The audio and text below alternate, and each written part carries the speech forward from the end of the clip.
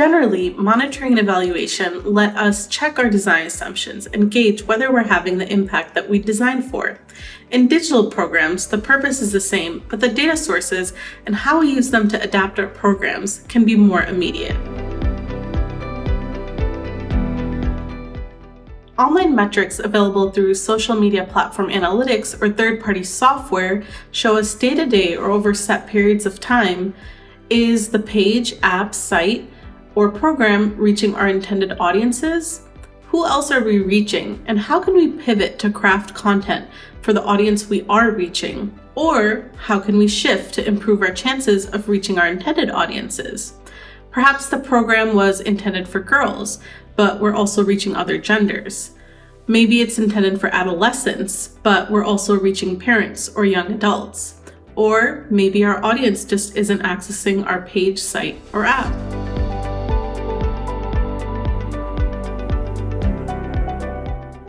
I recommend testing your content as you share, adapting content you're already creating for other channels to digital channels, and adapt that content from platform to platform.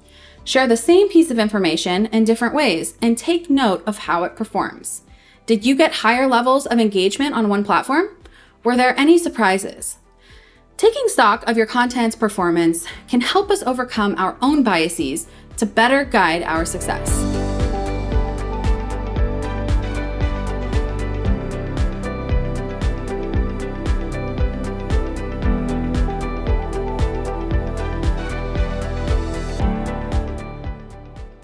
In digital too, we should understand what's the user's experience.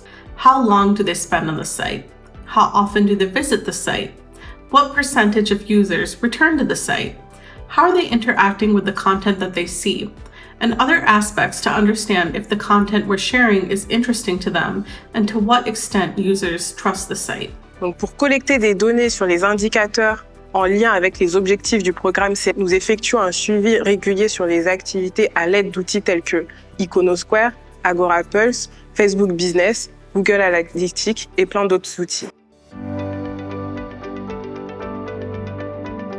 After every season, we would roll out a survey on Facebook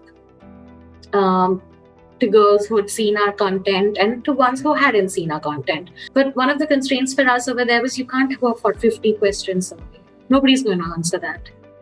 Not unless you're going to tell her what kind of cookie she is at the end of it. We've designed a whole range of different measurement methods to capture both the immediate impact of our content.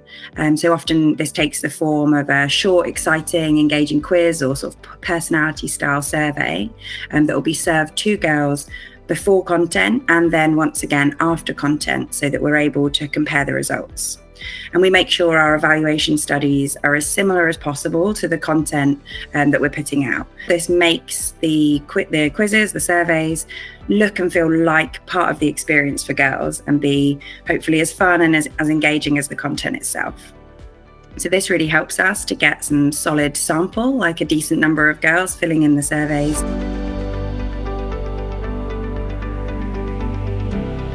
Maybe our program objective is to engage youth online with family planning information and then to connect them with family planning or contraceptive services offline or in real life at a specific pharmacy or clinic. We can set up our monitoring framework to track referrals and enrollment in clinical services. For example, how many youth came to our online site? What did they do once they were on our site? How many of those online users went on to enroll and receive in-person services at the clinic?